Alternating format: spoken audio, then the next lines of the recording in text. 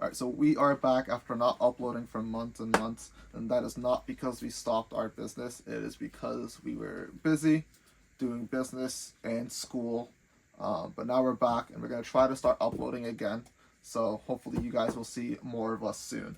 But what this video is about is how I started our six-figure business collectible business, sorry. So first, we're going to start with why... Ignore my messy handwriting too. I started. So why I started. Why did I start the business? Started the business because, one, I was bored and I wanted to make more money. So I was in college on my first semester of my senior year, and I decided to go and shop around. And I went to a comic store in New Hampshire. It's called the Little Giant Comic Shop. And when I went there, I found a bunch of cool comics that I got. I bought one for myself, one for my other, and then one for my older brother, and one for my younger brother. And from there, I started liking comics more. So I started shopping around, looking for other comics. And one day, I was at the North Shore Mall. And at the North Shore Mall, I went to a Newberry Comics, and I bought my first comic. It was the Peach Momoko Silver Surfer variant. Alright, so Peach Momoko Silver Surfer variant. And I saw it up. They had it originally stickered for $100, but then it was marked down to, I believe, $20 or $25. And I looked it up on eBay, and on eBay it was selling between $70 to $100. So once I bought that, I went straight home, took photos of it, listed it right on eBay, and then within a week it sold, and I made around $50 to $70. I don't remember the exact amount I made, but I started with that, and I just kept flipping and flipping and flipping that until I reached around $500 to $1,000. And I went on Facebook Marketplace, and I bought my first Funko Pop collection. Now, our Funko Pops have grew drastically. We have thousands and thousands of pops. I'll do a quick panorama over this overlay, and you guys can see how much we have now in stock. And I just kept flipping and flipping until we are here where we are now. Now I have my awesome collection behind me. This is all my personal collection that I'm not selling. So that is why I started. So now we're going to talk about business structure. And this is for people who want to start getting into the collectibles business, whether you're going to be specific to comics, specific to Funko Pops, or any other collectible like Pokemon. So, business... Oh, I'm going to struggle. Business structure. Ignore my spelling of business here. Alright, so we're going to start with platforms. So, platforms is going to be in person, online, whatever you want to call your platform, where you sell. So that's what we're going to talk about, is where you sell. So now, currently, our main platforms are going to be eBay, Whatnot, conventions, and Facebook Marketplace. I wrote this pretty fast, so the legibility is going to be 0%. Alright, so just ignore the legibility. Alright, so we're going to talk about eBay first. eBay is a great place to start if you have the margins for it, and I'll explain why. eBay's fees, I believe they market it as 13%, and then you either make the buyer pay for shipping, or you pay for shipping. But I'll tell you this right now, as a decent sized seller on eBay, your average sale percentage is going to be between 18 to 22% in fees. So what that means is you need pretty much a minimum of 25% margins or 30%. All right, we strive for over 30% in margins.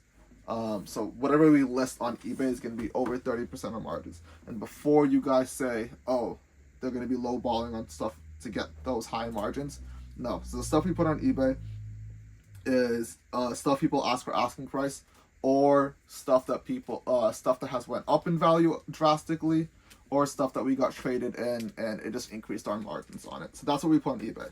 At first, we bought collections of Funko Pops. Those are pretty easy to get at 50% because people are just trying to get out of them sometimes. And the Funko Pop market is very different than comic books, Pokemon cards. All right, Whatnot. Whatnot, I believe you're going to be paying an average of 12% in fees. Now, Whatnot is a streaming platform, so it's going to be very, very different than selling on eBay. You're going to have to be a little bit comfortable on camera, not visually, but verbally. You can be on it visually, but for comic books, Funko Pops, Pokemon, you don't necessarily have to be on camera. But the difference is you're not going to be sitting there, you're not going to be listing products. Instead, you're going to be live streaming, doing auctions, and then just doing claim sales. We mainly do claim sales. So we started our platform with auctions. That is the best way to get followers, in our opinion. We did dollar starts, does not work well. All right, giveaways are necessary to gain followers, and once you reach around 1,000 followers and you start having good products, you will consistently get viewers in your stream. And just start doing claim sales. You will get much better margins on Whatnot than on eBay, but Whatnot requires you to gain a following, just because people would rather buy from a stream that has 300 viewers than a stream that has one viewer that they have never met before. All right, and then the next platform we use is conventions. So conventions was a game changer in our business. Conventions changed our sales weekly, our weekly sales average drastically, because you can go to a convention for one day and sell $2,000 worth of stuff, and you pretty much made your whole week right there in one day. But the way we do our math for conventions is we try to make it equal to Whatnot and to eBay. What I mean by that is we try to make the percentage of the table cost at conventions equal to the percentage of Whatnot or eBay. And we try to do a 12% average. So what that means is, say we go to a convention and the table costs $120. That means our sales goal for that convention is going to be $1,000. And $50 is going to be $500. Well, like around $500. That is how we do conventions. If we do not reach that sales goal, and the convention is like dead, we probably won't go back to that convention unless we know the runners of it themselves. But that is always our goal. And then as soon as we hit our goal, we do strive to hit higher. But that is probably the best way to start doing conventions, is try to get the equal percentage as eBay and Whatnot, if not better. And then other good thing about conventions is it does gain you a following on social media. So when people come to your booth, they ask you for your business card. Like 5 out of 10 people who come to your booth will ask you for a business card. They want to keep shopping with you. As long as you are a good vendor, people love shopping with you. The next and final platform is Facebook Marketplace. Now, I don't really use Facebook Marketplace because you're going to deal with a lot of people who, not necessarily lowball, but just troll. They're gonna not show up if you do a deal. You'll drive an hour and then they'll cancel on you. So it's not really a great place, but it is a good place to start. But again, you're going to have to deal with people offering 20%, 15% sometimes. People offering crazy amounts. Just bear with it. Don't respond negatively. But Facebook Marketplace is a good place to sell. And I will say, at the current market, if you have Pokemon, Facebook Marketplace is a great, great place to start, because you pay 0% in fees because you're selling locally. Oh, and then joining Facebook groups. That's going to be very, very important. Now, Facebook groups is important not just to sell on, but to also buy from as well. All right, so Facebook groups, you can join Funko Pop groups, comic groups, Pokemon groups. People will always sell stuff at 70%, 80% margins, knowing that they're selling it at those margins. You can always buy from Facebook groups, but you can always find a way to offload your products on Facebook groups as well as just make connections with other people. Connections are going to be very important in this business. So next we're going to talk about products, business structure for products. So we're going to talk about business structure part 2. And business structure part 2 is going to be products. PT2. So products. Alright, so the 3 products that we sell are comic books, Funkos, and Pokemon. So those are the 3 products we sell. Now I will say, don't just pick the most profitable product. Pick products that you actually like. I've always collected Pokemon since a kid. Funkos, I love Funkos because they just remind me of like my favorite shows, my favorite heroes, favorite video games, comic books. I'm like huge into Marvel. I love Marvel and I love DC. So that's why we do all 3, is because we actually love all 3. So we'll start with comics. Comics are going to be a little harder to source to start. It's going to be really, really hard to buy one comic and then flip that comic. You're going to have to buy a collection. That's the best way to get into comics. I would say you'd need like at least $1,000 of products to go to a convention and sell. And selling on eBay is a little difficult for comics, just because you have to know specific comics that could actually sell faster than other comics, and I would say comics is the hardest thing to start. We do around 20% of our business will be comics, I would say. We've slowed down on comics since we started. Comics used to be 50%, but now comics is around 20%. It will get a bigger percentage once we open up our store, which will be very soon, in around 2 months. Just be on the lookout on our Instagram. We'll have an Instagram up on the video somewhere. We'll have it in the description as well. And we'll also make a video on it too. So be on the lookout for that. But I would say currently comics is around 20% of our sales. Funkos is going to be a lot easier to start selling. Funkos, when you're starting Funkos, look at eBay sales. Alright, so what you want to do is you want to go on eBay, filter by sold, and then find what those sales are. Now, if you're a long-time Funko Pop collector, you probably heard of something called PPG. eBay does not care about PPG. Alright, eBay sales are drastically different than PPG. Right? If you want to sell by PPG, and say you already have a collection, go on Whatnot. Whatnot will pay full PPG because they are actual collectors. Alright, eBay does not care about that. So you're going to find different margins on eBay and on Whatnot. Funko Pop will have $100 PPG, but then on eBay they sell for $40 or $30 or $50. All right, so just be careful of that. Don't just pay 50% of PPG, because it's going to be drastically different than selling on eBay versus Whatnot. All right, so Whatnot is the best place for Funkos, I would say. But if you want to start, definitely start with eBay to start building that cash flow. The best place to source inventory for Funkos is going to be Facebook. Just go on Facebook. There will be like 40 or 30 collections near you that will be worth $10,000, but they'll ask $5,000. All right, there's tons and tons of stuff near you, but be careful. You have to be able to authenticate stuff. Same with comics. Comics, not that many collections nearby, so it's a little harder to start with comics. But Pokemon, if you collect Pokemon, you know the Pokemon craze is absolutely insane right now. Oh, actually, I forgot to talk about the percentage for Funkos. Funkos, I would say, is around like currently I'd give it like 40% of our business right now. It used to be around like 60%, but since we started Pokemon is actually going crazy right now. And I can go through our Pokemon inventory, which is right over here. I'll show you guys it. This started with like within the last 3 months. And we decided to get into Pokemon.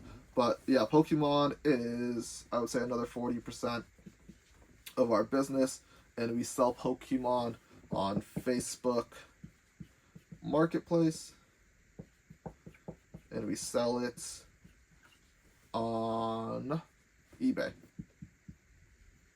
as well as conventions. So those are our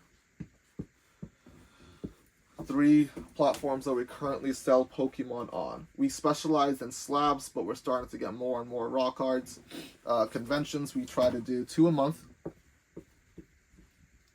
for any of these genres, but we have 1 comic and Funko convention coming up, and then we already had a Pokemon convention this month. But yeah, so I'd say 40% Pokemon, 40% Funkos, and 20% comics. Let's talk about margins now. For Pokemon, buying is between 70 to 80%. That's the price you're usually going to pay for average stuff. However, if you're going to talk about grails, anything over like $1,000 to like $15,000 slabs, you're going to be paying between 80 to 93%. All right. The reason for that is because you're gonna use that as trade bait. People will you'll have a $5,000 slab. People will bring like $6,000 worth of trade in, and you just increase your margin by $1,000. All right. So that's just a random number. I didn't really do the percentage in my head, but that is what those bigger items that you pay higher for will do. Now, as you do more trades, Pokemon is very heavy in trades. Your margins will increase. So, like, say you pay 70% for a slab, which is for a $100 slab. So you pay 70, and someone brings in another slab to trade in. You now have you now have a 40% margin, and you just keep flipping that trade, and it increases your margin on products. So just be careful. Not be careful. Just understand that in Pokemon you pay a lot higher than any other genre, and a lot of Pokemon people don't understand that, if I'm being honest. Pokemon has very good cash out rates for vendors and for stores, I would say. Now for Funko Pops, I'll be honest, you can get a Funko Pop for $5 that costs $100, that sells for $100. You just have to know what you're looking at and know that if you're authenticating correctly. You have to be very, very careful of scams, because a lot of people will sell fakes. Funkos are very heavily faked. For Funkos, you're usually going to pay somewhere from 40 to 60% for collections. All right, that is going to be, so 40 to 60% for collections, generally speaking. However, if it's a full Grail collection, so products $100 or higher, the whole collection is $100 or higher, I would pay around 70% for that collection. All right, that is drastically different than Pokemon, but the reason is going to be because Funkos will take a lot longer to sell than Pokemon. Now, for comic books is going to be different than Funkos or Pokemon. Comics, you're going to have a lot of bulk, but the difference between comic bulk and Pokemon bulk is it actually sells a lot easier. Bulk, usually you're going to pay around 30 cents per comic. You're going to throw in a bin for between 50 cents to $1. $1 per comic, and people will come by and just buy a bunch of them. They'll buy like 20 or 30 at a time, pay 30 cents for it, make quick 70 cents per comic. And bulk sells pretty fast, actually. A lot of people get worried to buy bulk, but bulk, just keep getting it. You'll sell a lot faster. We only sell bulk at conventions or in person because Whatnot, there's a 30-cent fee for credit cards, and that pretty much just cancels out your whole profit on it. So just comic bulk, make sure you sell that in person only. And then for comics, actually this applies for comics and Funkos. You're going to want to buy, in comics they call it key issues. You want to buy comics that are keys. So anything that has like the first appearance, second appearance, cameo appearance, buy those because those will sell. And what we like to do is we like to do a little speculation. So we'll buy a comic below market, but we'll buy those comics that are that have upcoming movies. We'll try to focus on those, as well as we got tons of keys, but we try to focus on comics that have a little speculation because people, let's say Spider-Man has another movie coming out, Spider-Man comics will jump up 5 or 10% in sales because everyone will start wanting to buy it. Same thing happens with Funkos. If you like Daredevil just came out. Daredevil Funkos, people will be on the lookout for. So if you go on Whatnot, you'll see people in the chats. Do you have any Daredevil Funkos? Do you have any Daredevil Funkos? They'll go between and hop between chats until someone has them. So try to add a little speculation behind your purchases, I would say. A lot of talking, but we're almost done with the talking part. All right, so additional cost. That's going to be the last topic. Additional cost. Now you're thinking, okay, we have 12% fees on Whatnot, 18 to 20% you're going to pay on eBay. Conventions is going to be the booth cost, but guess what? You're still going to have more cost, all right? Let's assume you have 0% rent fees, and zero, what's it called? Let's just say you have $0 in rent, and overhead costs. That's what it's called, overhead costs. $0 in overhead costs. We'll start with comics. For comics, you're gonna have to buy bags and boards. All right, bags and boards. I actually forget how much they cost.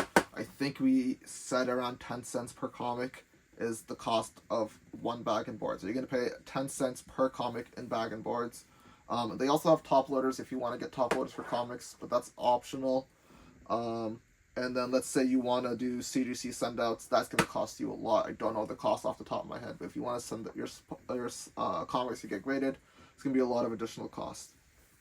You're also going to have long boxes and short boxes. All right, those don't cost too much, but they add up over time. All right, so long boxes, short boxes. If you want to get plastic ones that last for a while, you can do that pretty much forever, or just cardboard ones. We currently have cardboard ones, but I believe we'll be upgrading to the plastic ones soon. Now, for Funko Pops. Funko Pops, you're going to need protectors and hard stacks. Now, protectors, I believe we're going to come out between 70 cents to $1. This is what a protector looks like. You can see it protecting the Funko Pops. If you drop it, it protects it from getting damaged. This is going to be a hard stack. So this is what a hard stack looks like. It's a lot harder. This one, I believe, will cost you, I think, $7. I don't know off the top. I forgot the top of my head. Or $5, something like that. This is an armor. This armor will cost you $15.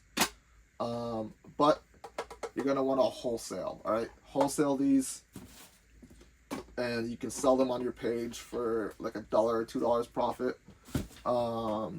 And it'll also help you get cheaper, but you will need hard stacks. You will need protectors and armors, because you don't want your products to get damaged, and your customers are more likely to buy products from you if you have protectors, hard stacks, or armors. It also helps them look a lot better and cleaner. Now for Pokemon, I would say Pokemon probably has the least amount of cost. You pretty much mainly just need top loaders and penny sleeves. Those are pretty much the only costs that you really have with Pokemon.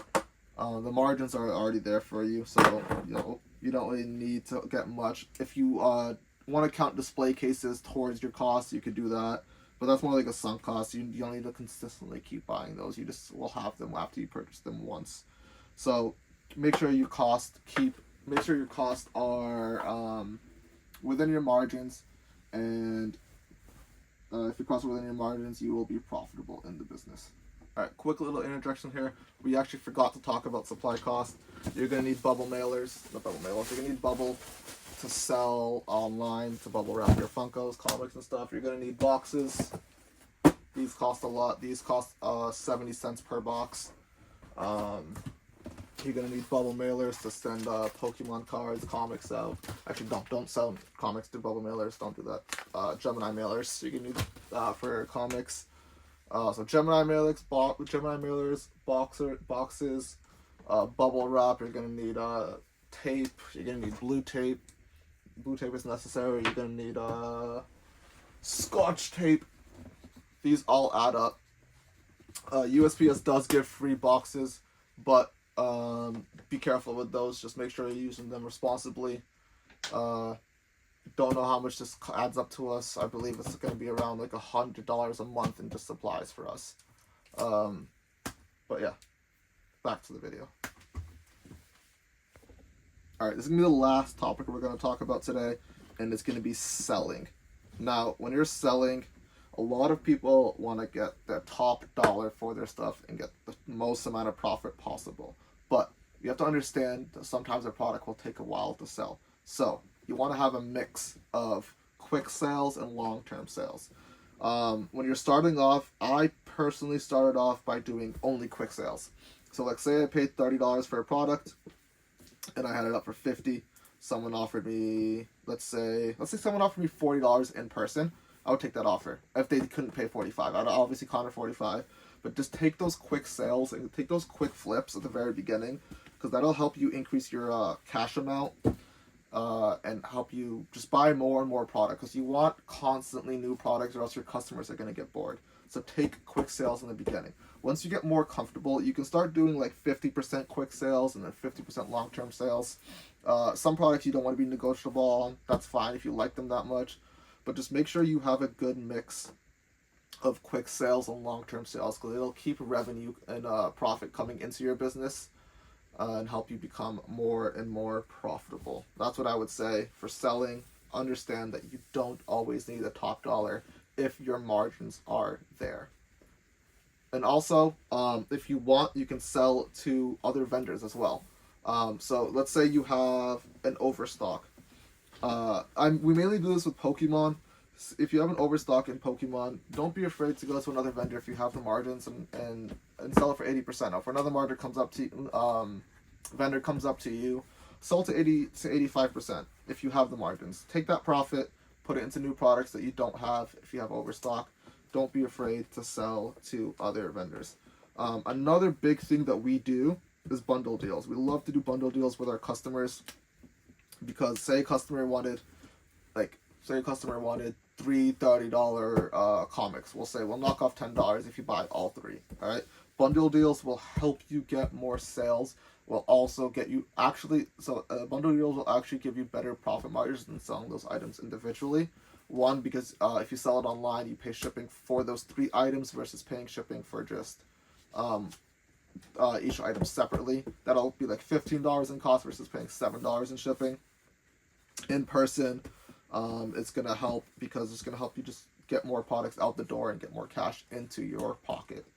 Video on how to like sell on whatnot, eBay, how to actually get those set up. Just comment them down below, and we can possibly do a video on that. But if you guys want to see other videos like this or other videos about our business, how we sell in person, if you want some vendor POVs, we'll definitely hopefully start to do that. We are actually going to try to do those very soon, but stay tuned with our channel, stay tuned with our social media, because we are opening a store very, very soon. And I will actually do a video. We'll do a video series of us opening our store. You guys can stop by, say hi, shop around. But yeah, thank you guys so much, and we will hopefully catch you guys on the next video very soon. Thank you guys.